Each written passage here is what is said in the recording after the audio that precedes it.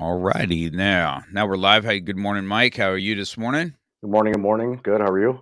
Good, good. Good. Looking forward to this. I mean, we've been friends Yeah. for a while. We go to church, same thing. Been single dads. We've had some tough conversations late at night sometimes Yeah. Yeah. about that stuff. So, looking forward to having a little bit of time with you on the show today.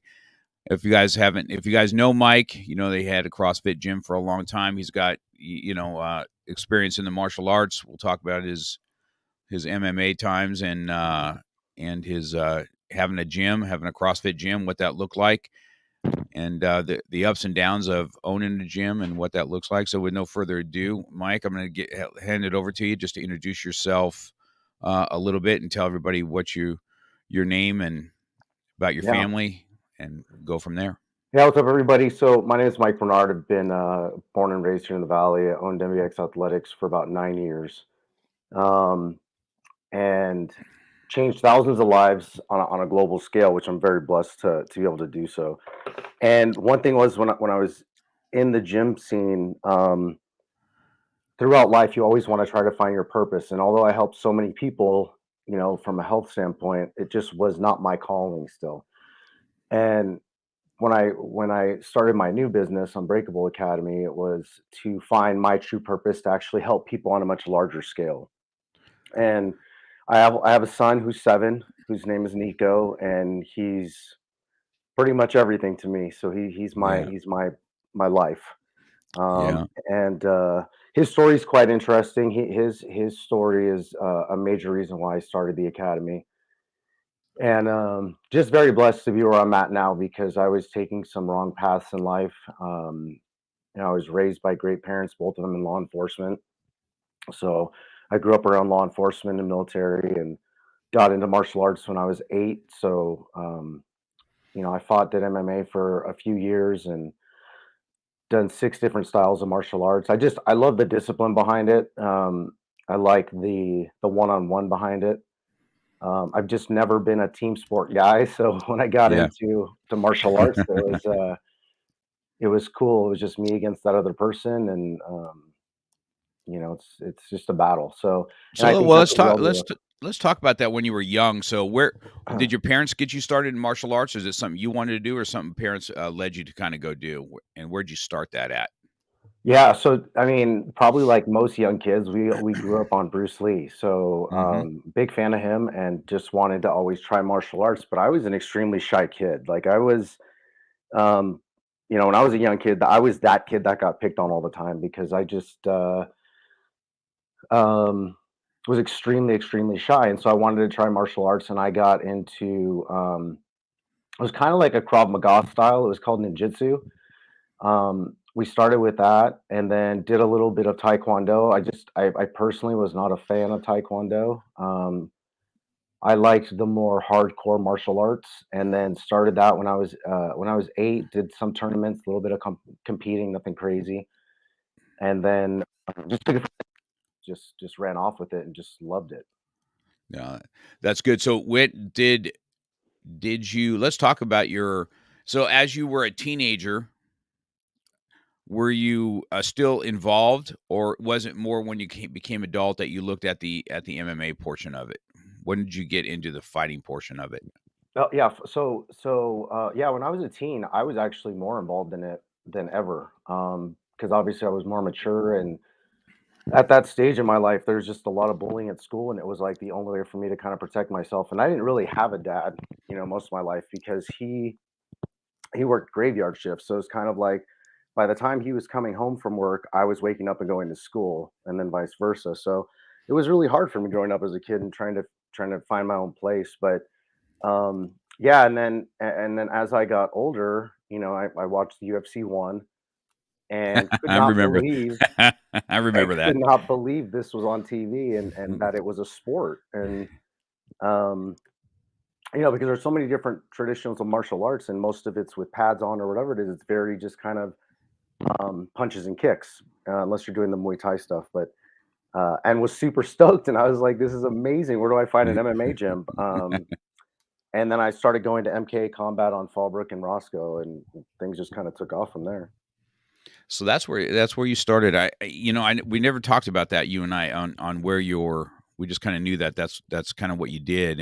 Yeah. And you know, it's I hear it every time I do one of these. Anybody that's involved in martial arts or something to that effect, or the gym or something like that, it has to do with bullying. I can't the you know, believe it or not, it's that was the same for me even in school. But you know, you know, you talked about kind of being real shy, right? There's two types of responses to bullying, right? You know, you kind of cower down and try and find a niche that helps you have some self-esteem, or you end up cold cocking somebody, and then you figure out that you're almost a bully yourself, right? You know what I'm saying? And that's kind of that path that I took. I remember being in ninth grade, or you know, I was always kind of I was lifting weights when I was 12 or 13, and so even when you're not really fat, you're always called fat because you know, whatever it was, or bowling ball. I just remember being on the court one time. I was just so fed up with it, man. I just cold cocked the Yeah. kid, and wow, did everything start to shut up at that point, right? And I was like, wow, this is pretty awesome. This is how I don't have to listen to it anymore. Right. And then you know, as I grew up in life, I ended up just, you know, hating those that did that kind of stuff, you know, and of course, this is how I got into what I do today. You know what I mean? So, but you're pretty, I mean, when people see you, you know, you're pretty, you know, your physique is pretty phenomenal as it is. But so let's talk about the weightlifting. When did that become part of your life? The Oh lifting. man. Yeah, so my uncles and my uncles, my cousin, and my grandfather were all bodybuilders. Um, my cousin was in muscle and what's it called? Muscle and fitness. He was in Right. muscle and Hmm. fitness. He competed in the heavyweights. But yeah, I grew up around bodybuilders, like pro bodybuilders my whole life. So we used to start pretty much my idea of getting babysat was my mom would drop me off at my uncle's house and we would go to the gym. Yeah. So, I mean, as a young kid, I was just around weights. That's all we did when I was a young kid, and um, you know, around steroids and all that fun stuff. Because back then there wasn't like a ton of supplements. It was just steroids. So, um, just grew up around a lot of meatheads, and then got into it and loved it. And like I said earlier, it was like being a shy kid. I was very small, like extremely small. Never really had size on me at any point in time, and it was cool because I would see my uncles progress like in their forms of their bodies and like how to eat and how much they were eating. And you know, slowly kind of started putting weight on as I got into high school. But yeah, I love it, man. And then I went to then I started my gym and then got competitive on the CrossFit side of it and um shifted over to powerlifting for a little bit and it was amazing, man. It was pretty crazy how strong I got for such a small guy at the current weight that I was at. So Right, it's like an addiction, right? I know, even today, even though I'm 60 years old, I'm still addicted to how much can I lift, you know, even though I shouldn't be worrying about that stuff, but, it's just an addiction to lift heavy things, you know? I went on a different path. I did a lot of powerlifting when I was young, so I didn't have that physique, you know, back then in the days, you know, yeah, and you know, you just lift heavy stuff and didn't really care about nutrition, or right. you know, and I wish now we had something more like CrossFit, and that type of a workout I think is so much more beneficial to the youth today, especially for martial arts. I mean, being able to do pull-ups and pull your body weight or pull yourself up a rope is so much more beneficial to you than being able to squat 600 pounds. You know what I Yeah, mean? So I wish we had all that. So if let's talk about when you opened up a CrossFit gym and what that looked like, because I believe your first the first CrossFit gym was CrossFit, correct? I mean, it yeah. was part of that whole the whole CrossFit movement, and then you kind of Mhm. moved away from that and opened up your own facility. Let's talk about how that came about, how you decided to do a CrossFit gym, Yeah. and what that looked like. Yeah, so I was in mortgage and banking for 11 years. I worked at Bank of America and as a sales executive and covered the West Coast. And like I said, was always into fitness and just wanted to break away. I had a chance to kind of get let go from the bank and get a severance package. And I thought at that time it was like the best gig for me to go all in on myself. And Hmm. Yeah, so CrossFit back then, it was in 2011, 2012. So CrossFit was kind of slowly becoming mainstream. Not a lot of people knew about it, and got certified and jumped onto the kind of the CrossFit bandwagon, and started the gym. And things didn't really work out. And a lot of people don't know this story, but things didn't work out a lot at the first gym, um, because of an investment that was made by myself and another guy, and kind of got screwed out of a lot of money, and unfortunately had to close the gym. Now, a lot of people don't know this story because I mean, Justice does and a few other people do, but I ended up having to close the gym, right? They kicked us out, and didn't tell the members. And I was like, I just don't like this location. I'm looking to get maybe somewhere to Northridge. And I literally ended up taking all of the members, running the gym in a park, for actually several different parks, because back then you actually needed permits to operate in parks. And I remember we would have a few trucks with rowers in the back of the trucks, barbells in the truck, and we would just take a little section of the park and just do CrossFit workouts for a little bit. And then, I finally found a building, a really, really small building, and pretty much went all in again, and built the business up to a six-figure business, and then moved us over to a 4,000 square foot facility, and we were just killing it. And things were great, man. It was definitely one of those things where I fell on my face twice and just was able to rebuild the business. So Well, I think that's the beauty of the story, letting people know, right? That um either when you're getting kicked in the teeth, you're the adversity that's you either run from it or you grow from it. And it I knew this part of the story with you a little bit before we came in on how you know how you fell down in the beginning, and then you built it back up, right? You just didn't keep yourself down. And I think any of us that have some kind of a gym facility can relate to that, because it's not an easy get. I can tell you no, that. no. And um, I remember um, 6 months into my business, I was going to sink, man. I was like, man, and I needed to find somebody. I needed to find a coach. We have a coach for when we lift, or we have a dietitian, for food and supplements. But nobody ever taught us to have a financial coach or a business coach, Yeah, yeah. right? Uh, and I said I needed to find somebody, and I went looking, and I just happened. It's funny is that Black Belt magazine at the time had the School of the Month.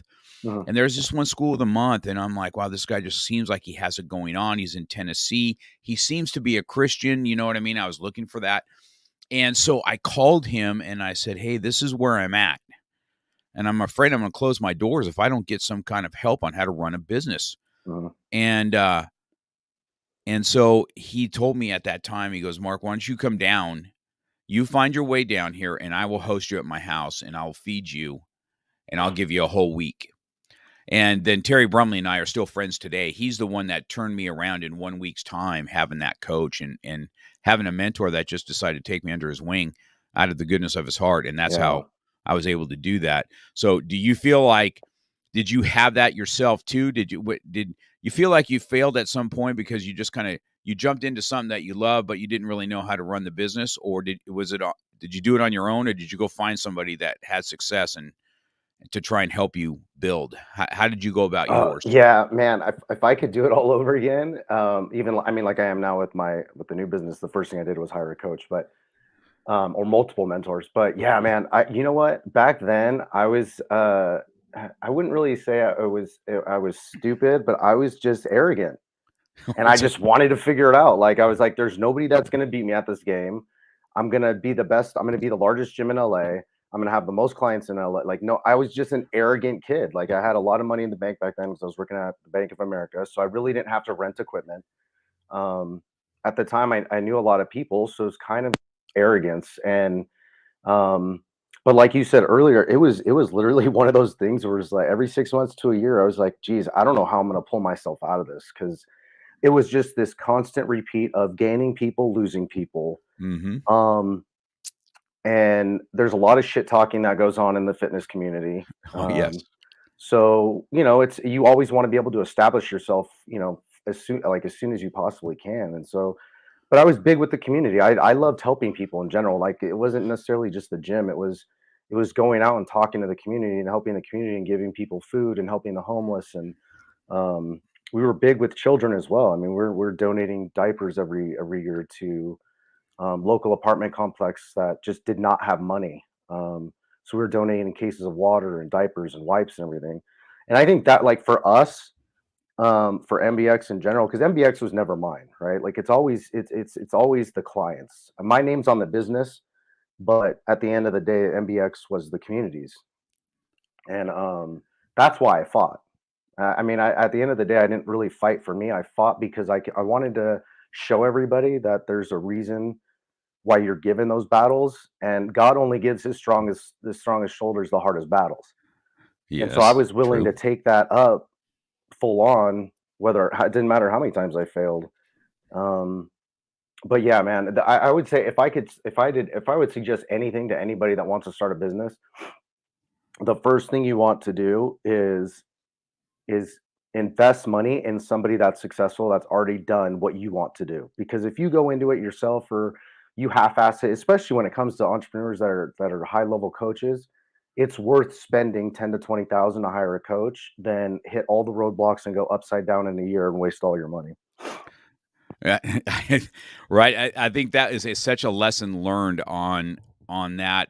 You know, I anybody that I've tried to coach a little bit on how to open up a martial arts school. There's not a mistake I haven't made. There's not something I have not seen inside of a school, whether it's with instructors or students or whatever. I have from every gamut made every mistake there was. It's funny that you talk about arrogance in the beginning is a lot. I think I was a pretty young man too when I opened up, because I opened up in 1990 this school.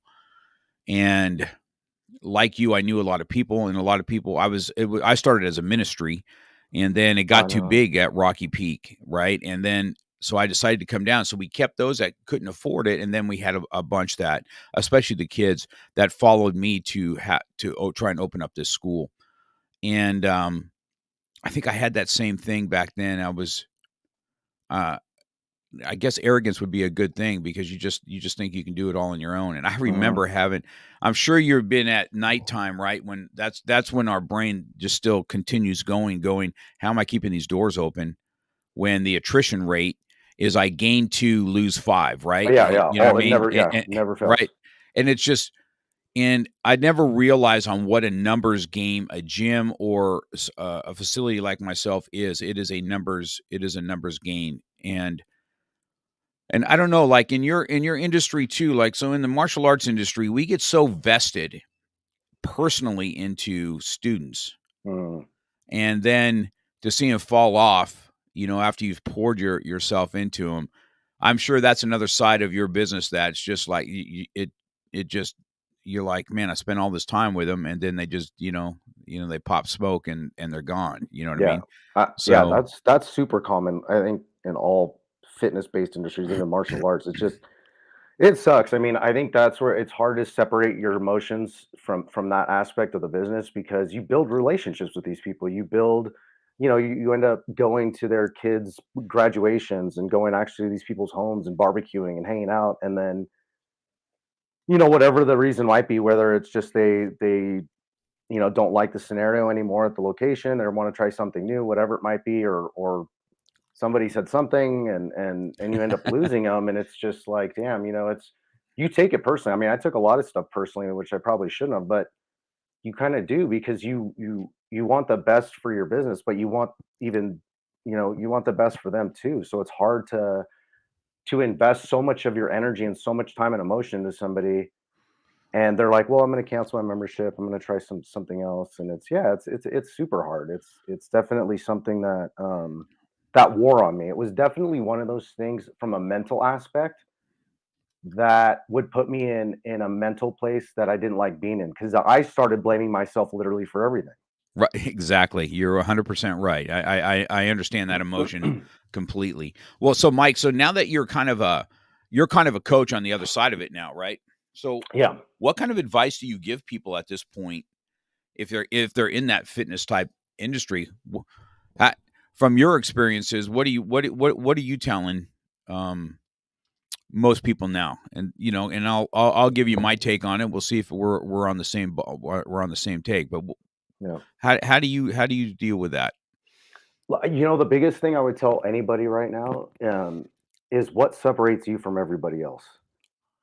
There's so much stuff out there right now, but there's something that will separate you from everybody, and that's what we did. At MBX was I knew nobody had the classes that we had. I knew nobody had the programming that we had. And that's what separated us because we were all community based. And I think that's the biggest part, right? It's not just a business and making money. It's about the community and the content you want to share. Like, who are you? And I feel like a lot of the people that start businesses, they forget their why. Like, why are you genuinely doing this? Because that's where everybody comes to when they actually find out who you are as the person. That's where all the leadership and everything comes from. But it's yeah, man, I would say the main thing is what separates you. What legitimately separates you from everybody else that's out there.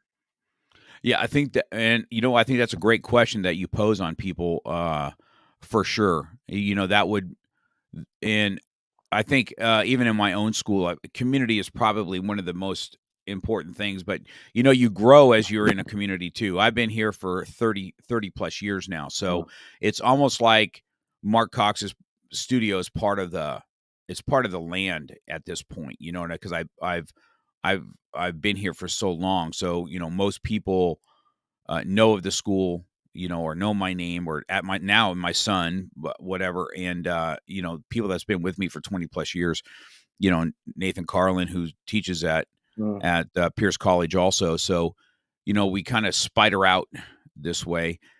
And I think that when we talk about the emotions of being so invested in people's life, I took things so personal in the beginning, like when people just quit. You know what I mean? And I hate to say that I become callous to it, but I I would not focus on people that want their goals, but I would focus on those that really want to improve. right. And then I've learned something over the years. And you tell me if you've had this, where maybe it's even a student that I've thought, like, how could they just leave like that? And then you see them 10 years later or something, and they're like, it was the best part of my life that time.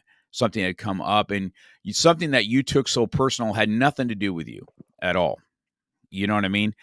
And I'm like, wow, I wasted years stressing on that. Hmm. And it had nothing to do with what I've done and what we did at the school for them. What the school did for them was something that they still take in their life. And then now they're bringing their children to you. You know what I mean? Yeah, yeah. It's that, right? It's such a turnaround. And I think that's what I tell new school owners all the way. You want to be vested, and you also want to have you'll see that cream rises to the top, and you're going to see kind of who your core is going to be. But uh not taking things so personal, I think, is when you're in a personal business, and try not to take everything so personally, was Yeah, yeah. something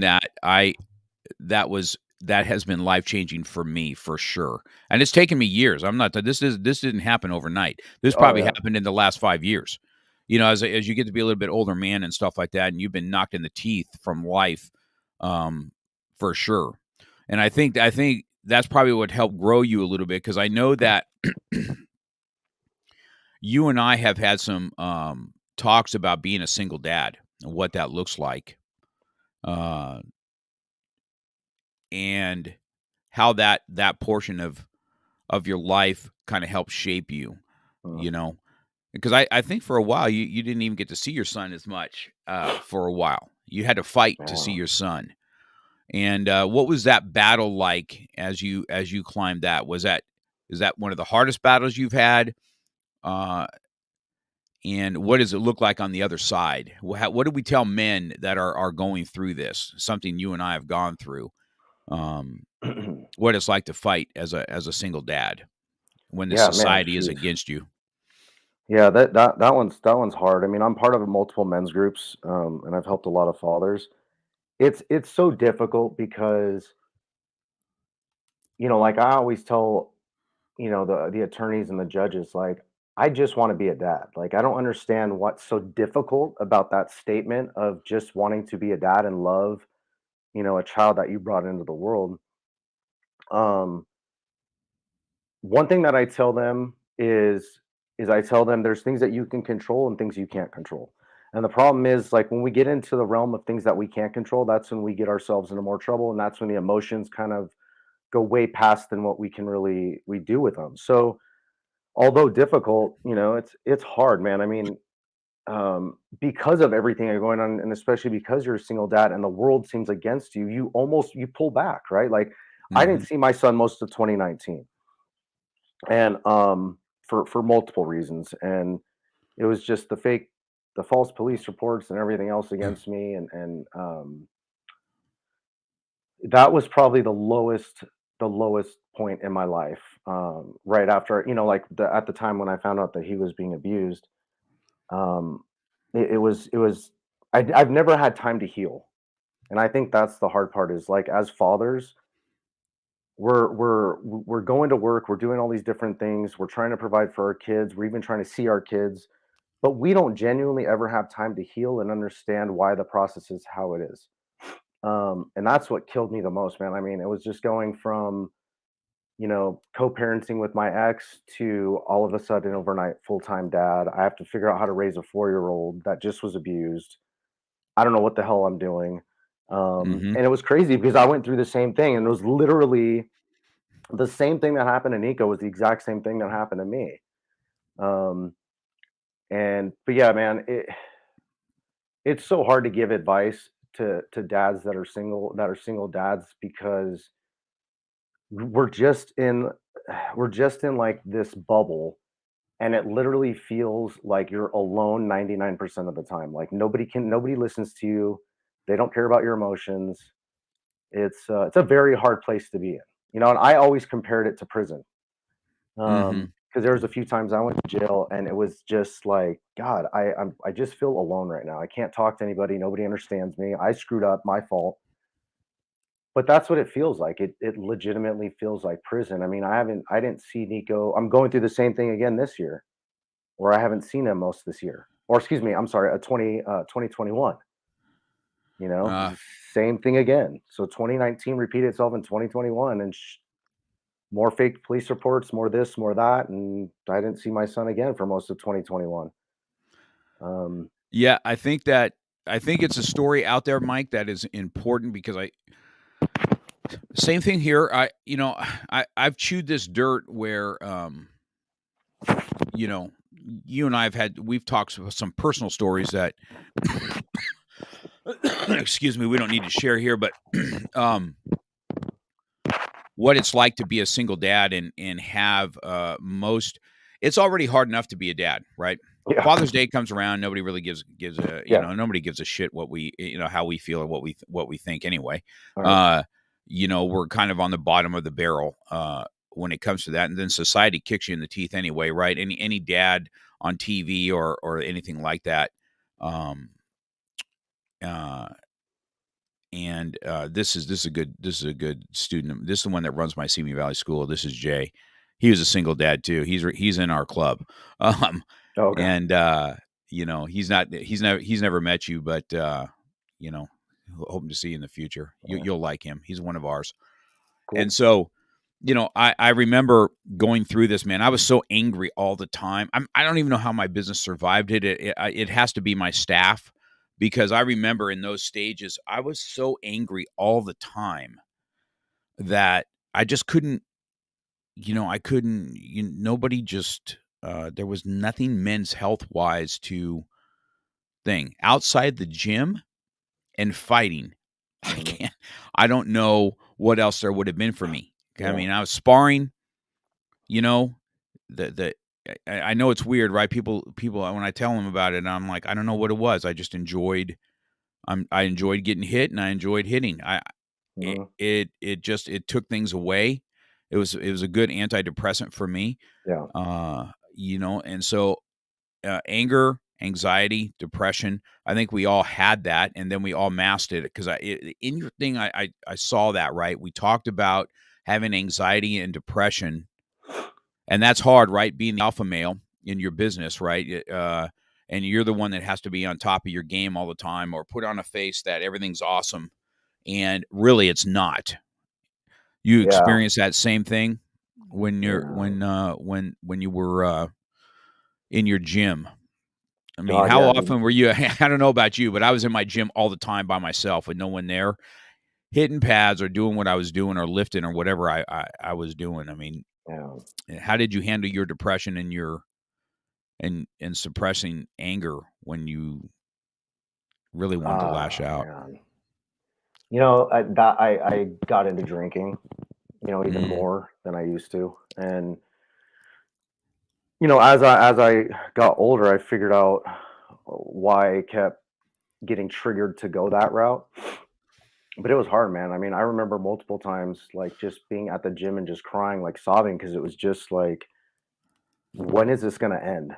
Like, r- where is there like really a light at the end of the tunnel? And it's like I'm fighting for my son. I'm fighting my mental battles day in and day out. And it was very few and far between where I could just take a big deep breath and be like, today's gonna be a good day. And it was just this constant mental battle that I just beat the shit out of myself over for, you know, a very long time. To be honest, man,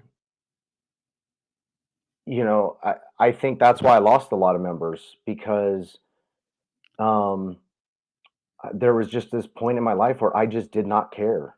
right. I did not care. And um I knew I was falling apart because, you know, like we would have a class or whatever it was, and I don't know why, but I would be passed out in the back room. You know, it was just one of those times in my life. You know, I didn't know where to turn. I didn't know how to deal with my anxiety, my depression, my stress, I mean, geez, dude, like, look, I mean, you know, I've gone through the suicide thing as well because you get to the point where you don't feel like there's an out and you don't know how to dig yourself out of this hole. And you know, on top of that too, it's then you're on meds. You know, like I was on meds for years, and I still it was like still the same thing. It was like I'm still depressed and everything else. I'm still having my suicidal bouts, but and I'm taking pills. And I remember listening to Tony Robbins' podcast one time, and he was like, if you're depressed and you're on pills, it's not the pills. There's something else that's very wrong." And I think that's what we get into. So many people, so many men that I talk to now that take pills and are depressed, once they get through the program, then they understand that it's actually not the pills. It's actually something that happened to them when they were children. And we slowly pulled out all that stuff out of them. They ended up getting off the pills in a few months, which Yeah, is that's huge. yeah, But that's good news. again, it's all suppression. That's all we do. But I think a lot of it too, Mark, is we suppress things because that's the environment that we were raised in. That's what we were told our whole lives was you're a man. There's no crying. You just pick your shit up and you deal with it. And as we get older, since it's been suppressed for so many times, that's all we're used to. So we're just a product of our environment on how we grew up. Yeah, I think that's probably you're probably 100% right about that. Where I didn't really zip into drinking, I would probably more equate that I drew, I slipped into being super aggressive, and where it's just what I don't know, it's just what I was, man. It carried over everywhere, and that, as I look back at it, and I talk to my people that have been around me forever because they've seen me go through this. My instructors that have been here with me for since day one that still teach for me, and we talk about those times of where you just didn't care. No. And in my on my journey, Mike, there was this period of 5 years. I had that false arrest too. Just so you know, we've talked about this even when I was with the police department, right? Mm. And going through that was like, man, that was brutal, and I was so pissed off all the time. In those 5 years, I didn't care. And one thing I tell everybody is something you need to, try and not let years go by with dealing with without talking to somebody, because at some point, it's this year, it was last year, even through the pandemic, all those 5 years of 2005 to 10 or whatever it was up till my divorce, or I didn't really do federal taxes properly or nothing. I was in debt with the IRS. Last year is the first time I was debt free, paid every single tax that I owed, everything that I owed. Because at some point you still have to deal with it, man. It just doesn't go Yeah. away. You know what I Yeah. mean? And then so you have the depression looming on you. You've got financial pressures on you, and you have no physical stuff that, to for men to talk about things. I think because you remember right now, Freedom Church, we started doing Fight Club, right? Right. We brought how many men when we first started that were like, wow, this is super common amongst men. And I see, like, especially, I hate to use the word alpha all the time, but the uh, men like us that are more age driven Hmm. have really got and I don't know what you did. I voluntarily went through some anger management classes. I did it voluntarily for 6 months, right? I went once a week to kind of get some kind of tools for me not to kill everybody in front of me, Right. Right. Yeah. right? And that was probably one of the better things that I did, because I did learn that, man, there's some other men with some real, I thought I had some anger issues. I'm not bouncing women off the side of the bedpost, you know what I Right. mean? Right. And seeing what that was like. How did you turn? Where did you turn to get some help now that, and we'll talk about what you're doing now to help others, but where did you originally turn for help? What did you do? So me going through anger management was giving me tools. What did you do to try and help? What helped you at least turn the corner, or have we Um, turned the corner? yeah, yeah, Jesus, God. I mean, yeah, it's been, I would say last year was my breakthrough for everything. Um, I've cleaned up my drinking and my habits and all that fun stuff. Uh, what? A lot of it was I went back to my roots, which was just lifting and being alone. Like, and what I mean by that was I stopped surrounding myself with the same people that got me where I was Mm, my whole life. And it was to the point where I lost a lot of friends last year. I lost a lot of friends in 2020 as well. Um, and the thing that I live by now is my average five, what I like to call the power of five. And so the power of five ideally is your five top friends or the five top people in your life that will keep you accountable. They'll keep you going in the right path, whatever it might be. And those people are the ones that I will spend 95% of my time with. And unfortunately, it's the only way for us to grow is if we change. I mean, if our lives won't change unless we change. And the yeah. problem with a lot of us is that we get into this comfortable phase of being around the same people, being around the same habits, and we expect things to change. And that was one big thing that I got into, was listening to a lot of podcasts and just kind of being alone with my thoughts, and like literally sitting there and asking certain people, like, dude, how did I get where I'm at? It's like, well, Mike, look who you hang out with, or Mike, look Hmm. who you associate with. Like, what I mean? There's so much involved when it comes to the people that you're on and the influence that people have.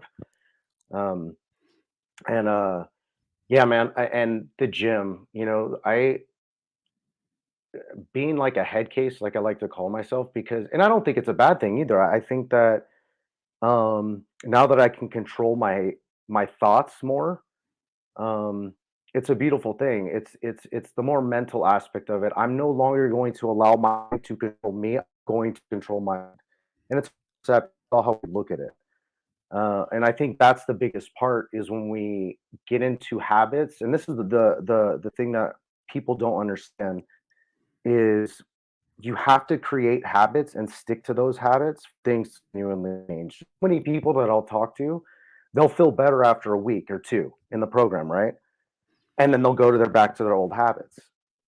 And so shifting back to that old lifestyle of who you used to be is where people get in trouble. So that's why the program is so in your face, because you have to change. or your life won't. So yeah, long story short, it would probably be just going back to the gym Yeah. and literally, oddly enough, um, I journal every single day. You know, that's amazing. I did that for a long time too, especially in my, you know, it's funny. I came across that book, that journaling book, what I was thinking back in the day. I was like, huh, I'm a million miles away from this. You know Mm-hmm. what I mean? What I Mm-hmm. was feeling back then, getting past this. I remember when I first going through the divorce and everything. I remember this is a young kid, a young pastor, and he just said, "I'm telling you, my dad has been an attorney for divorce for years.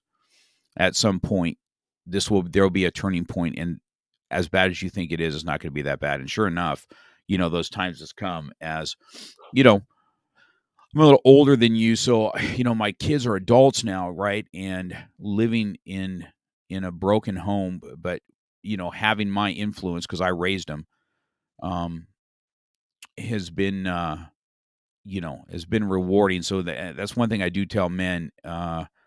You know, they're stronger than they think, and you know, it's okay to find that circle of influence. It's funny because I tell my students the same thing. You are a product of who you hang out with. So you're going to hang out with 100%. dirtbags. Yeah, you're going to be a good dirtbag. Yeah. You know, you want Yeah. to be a better 100%. dad, you know, a single dad. Go find some single dads that made it happen. Okay, not somebody that has this marriage and they think they know, they don't know. You know what I'm saying? It's just like weight loss.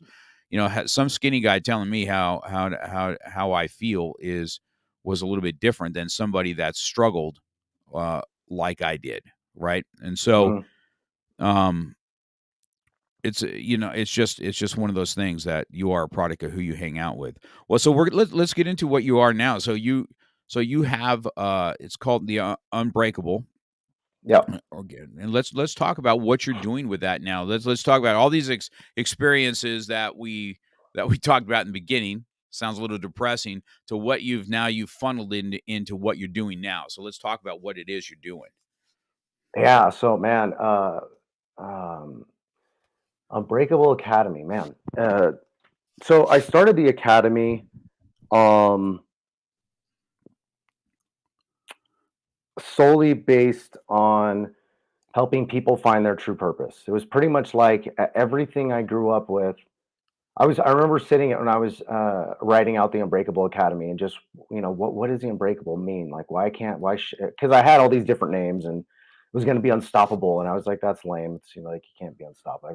Everybody's stoppable. So I was like sitting there and I was just thinking all the different times in my life. It was like the abuse, the alcoholism, the fighting, the jail, the bad relationships, the business ventures that went upside down. My son being abused. It was just everything that came together when I was writing this whole thing out. And I was like, damn, I'm like unbreakable. Like I'm still changing lives when I should not be changing anybody's life.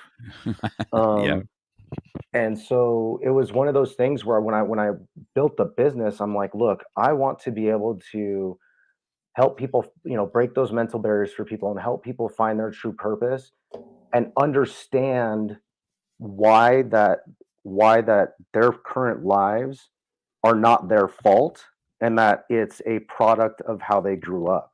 And like I do tons of stuff now and I have a sub release technician that helps me as well. But one thing I found out is I was taking so much burden on from all the different people that have screwed me in my life, whether it be my parents, friends, whatever.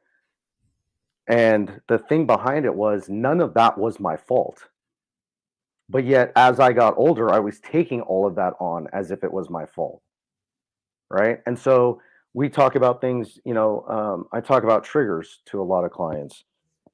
And, one thing that I would always get triggered by was, by older people in general. I because of what happened with me and my dad. And if a older person said something like a smart ass remark to me, it would trigger me. And out comes the emotions, out comes the anger.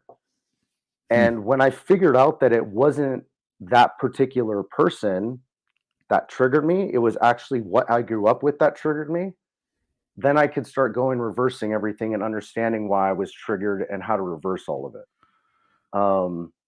But at the end of the day, the academy is to help people get to that next level and actually start putting themselves first and believing in you, because it is about you, and you can't help other people be better unless you are better. So it's all about, honestly, I call it's like 6 weeks of selfish, just being flat out selfish. It's all about you for 6 weeks and rebuilding the person that you were always meant to be, and letting go,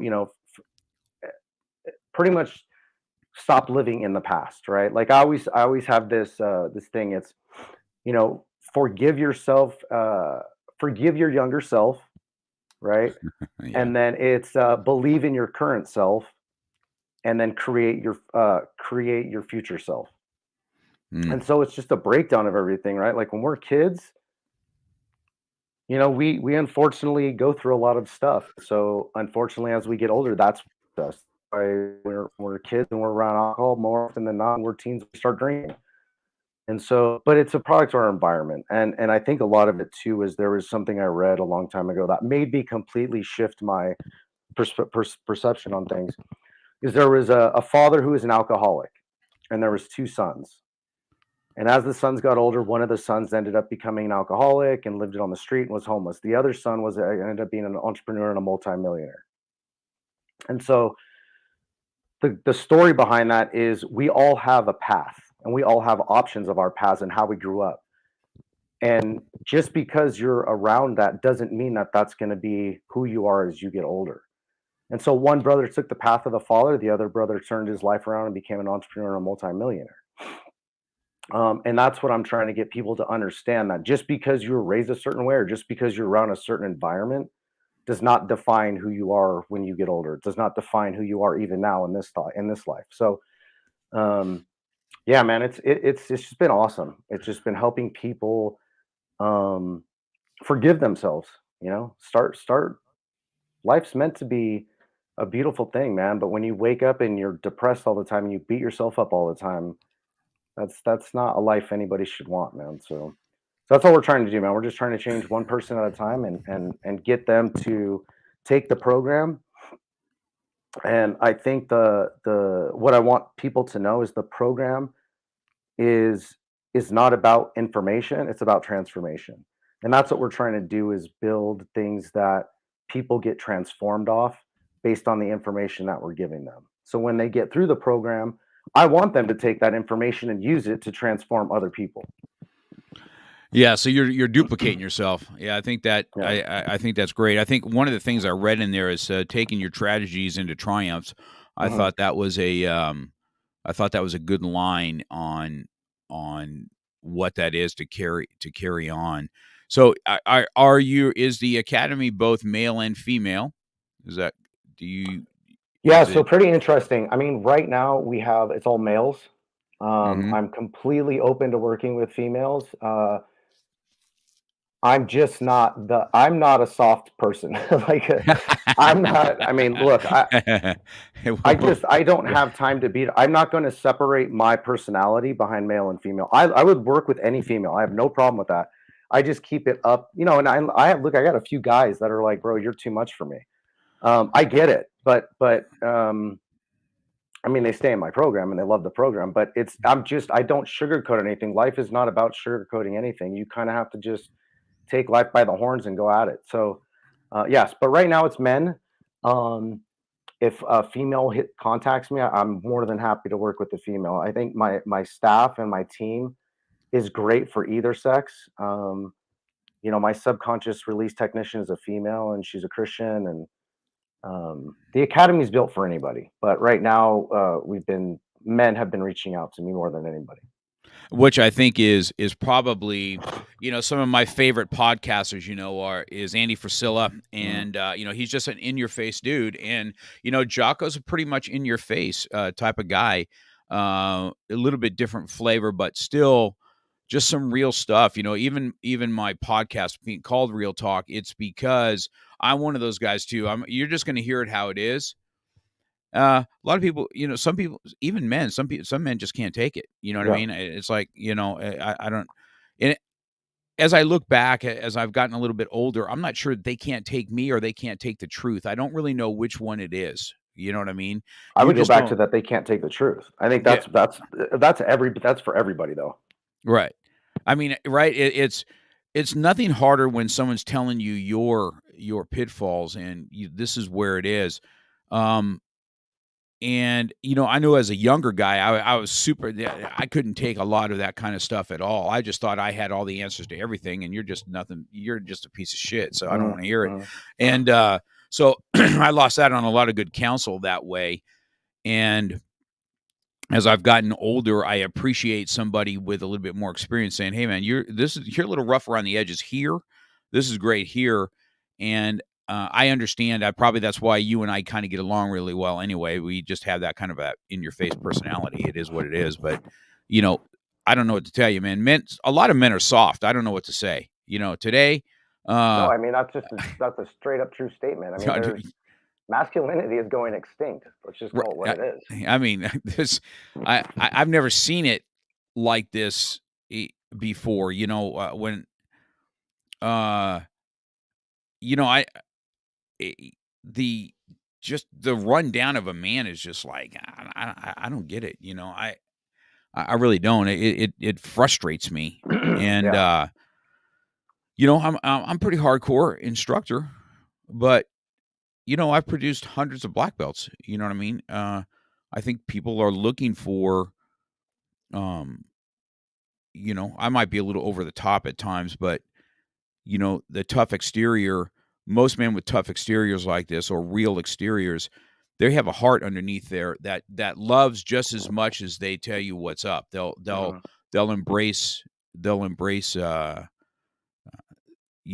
you just as well. And I've watched that in you for a long time. I've watched how you will somebody that just doesn't have something, whether they're homeless or what, something that you'll step in and become that liaison for them, for those that are weak, you know what I Yeah. mean, or can't sustain themselves. So, I think you have both sides of that, and I think most men that are real that way have both sides. Uh, you know, I don't know, I don't know how you do, but I know you're a strong Christian, and sometimes man, I don't know, have you had it like I had it? Yeah, you're a Christian because you're kind of hardcore. I don't want you. I said, well, that's why Jesus had Peter. Peter was pretty Right. hardcore, right? He was more, he's the one taking out swords and lopping people's ears off. He wasn't the gentle giant by any means. Right. But so have you experienced that yourself in that world? Yeah. I mean, I like to tell people I'm unapologetically me. Um, I just that's just how that's just how I always am. I unfortunately don't have a poker face. I just say it how it is. And uh, one thing that I one thing that I tell a lot of clients too is stop apologizing for who you are. Right? Like you're who you are because that's who you are. So many different types of people are like, "Oh, you should try this way, Mike, or try that way." No, I'm not going to try that because that's not who I am. I'm not going to force a certain way of my life to appease other people. I mean, I can't if I could help everybody worldwide in the academy, awesome. But I know that's not realistic because I don't plan on helping everybody. I don't want to help everybody. I But want I just want I want to help people that want my coaching. Like and I learned that from a long time with a mentor of mine. He was like, "Stop trying to help everybody. It's never going to happen." So focus on who you want to help, and then and niche down or whatever it is. But um, yeah, man, I think one thing a lot of people don't know about me is I'm very I have a very hardcore exterior, but man, I will give the shirt off my back to damn near anybody, and I'm way more than a lover and a than a fighter. I just I've just been rung around a few times, so um, yeah, I mean, I definitely have a hard exterior, but one thing that I was always taught was to remain humble. yeah, so it's the great thing, right? Being a humble beast is Right. exactly what you know, I have that same I have that same exterior as you do, and I know it because I hear about it all the time, right? You know, I don't walk around with a happy face. I don't hug everybody that comes into contact with me, you know. Right, right, right. But if you're in my inner circle, man, I will take a bullet for you. I can tell Yeah. you that. And so I think that that's what make you this academy for those that are looking for something. You know, I've encouraged other men, hey, if you're looking for a mentor for yourself, you know, if you can take some real talk, you know, I point them to you quite often. You know what I mean? Um, I don't. I've told everybody this way. The reason I know Justice is gonna shoot me when I say this, but I'm not a big life group fan. You know what I mean? I don't like going to people and playing kumbaya and tell everybody. I need to have some meatheads around me, some meat eaters that have chewed some dirt, and that's why I like this fight club that we did, because those are the kind of guys that I like to be around. They're a little more rough around the edges. They're not the perfect. Their language might not be on point. This is what I like to be around, this environment, because it's a real environment. And I thrive in that environment over singing Kumbaya by the campfire. Right. And Yeah, no, I agree with you on that. I think, but you know, but like everything, it's not going to be for everybody, and I don't think it's supposed to be for everybody.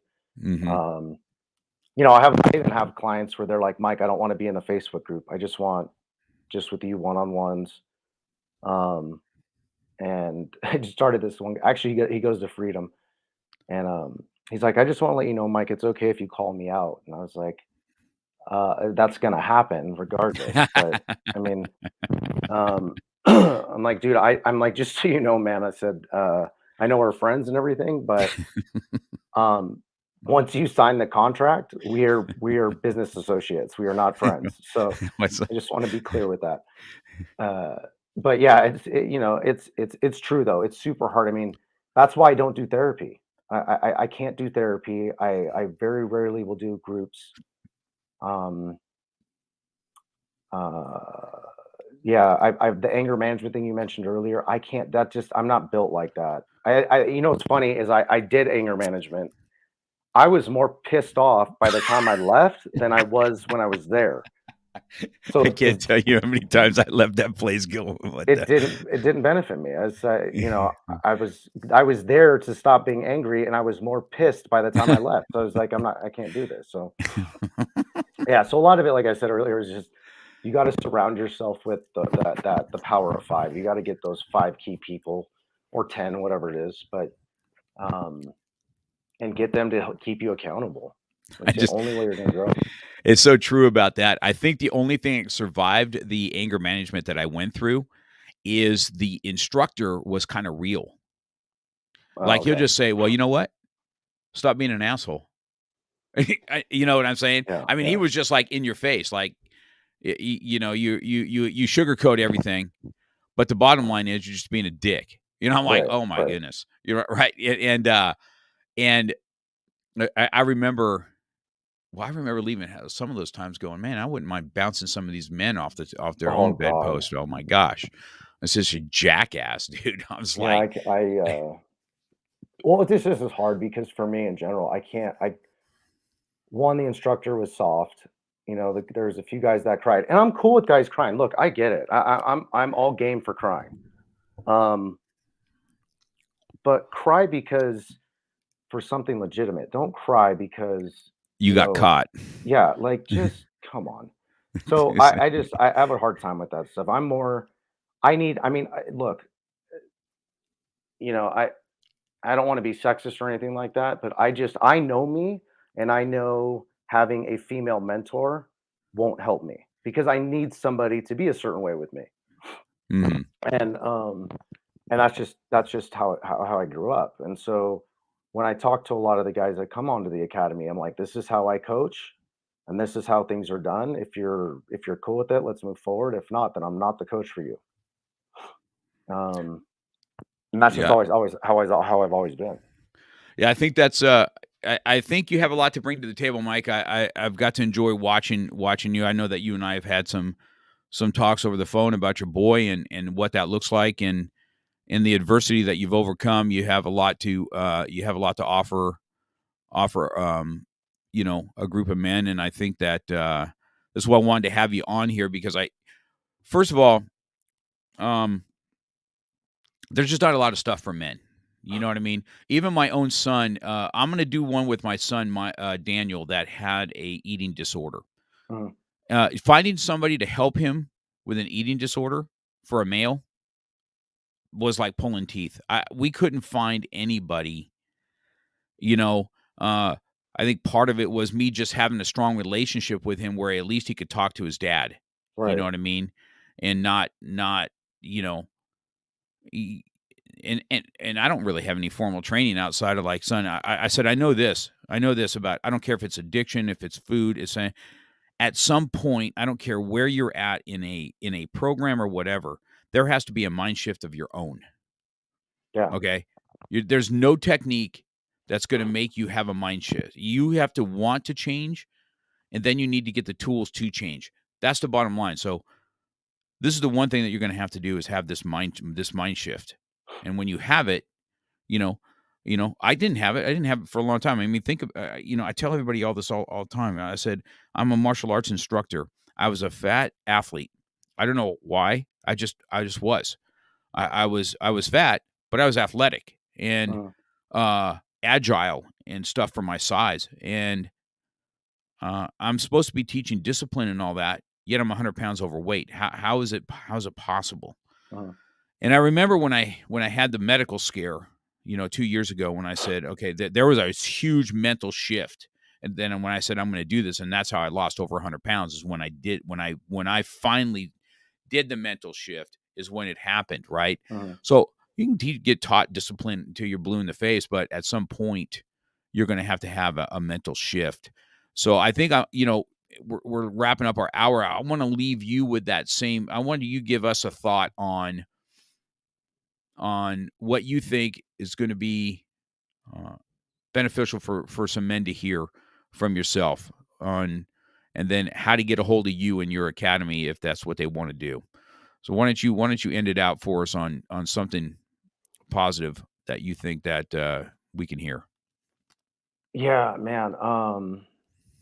This goes back to something that I've dealt with, most of my life, and it's something that I always usually start off telling my clients is, faith isn't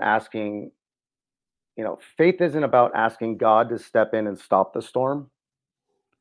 Um, Faith is about trusting God to help you through the storm.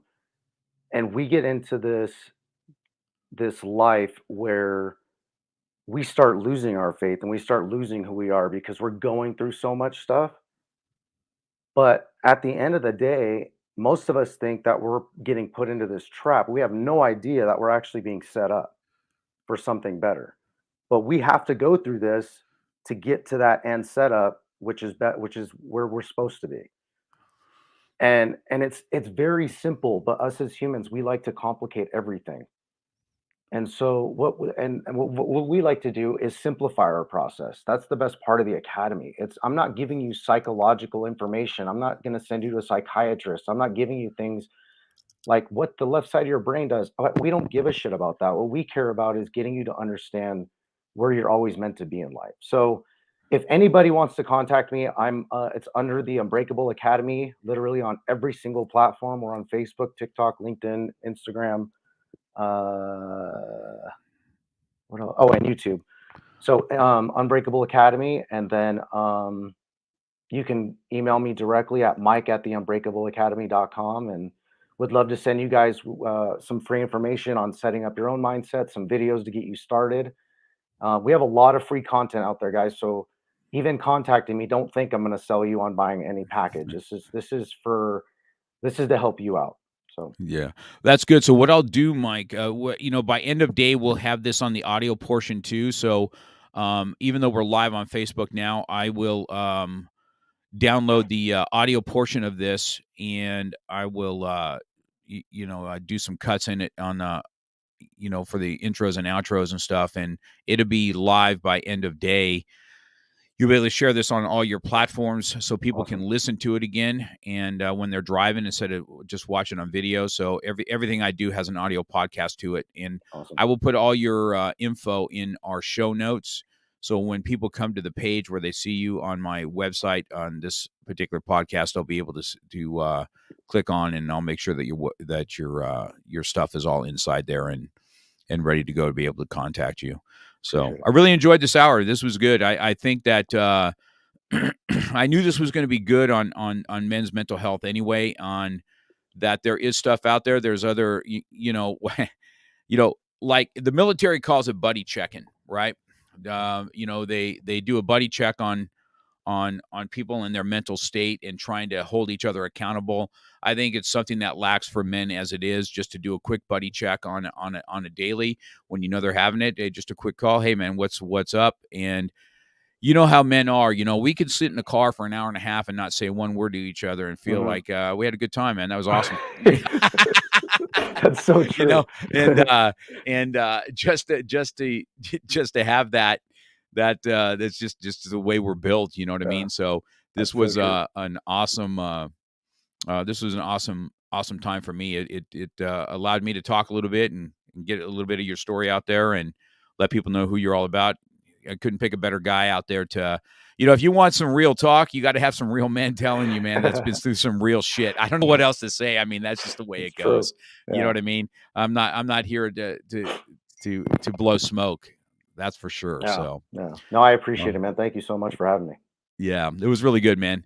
I'll have this out for you today, Mike. It's good talking to you. Maybe we'll do round 2 here, maybe later in the year. See how we do. All right. Appreciate it. All right, bro. Thanks again, man.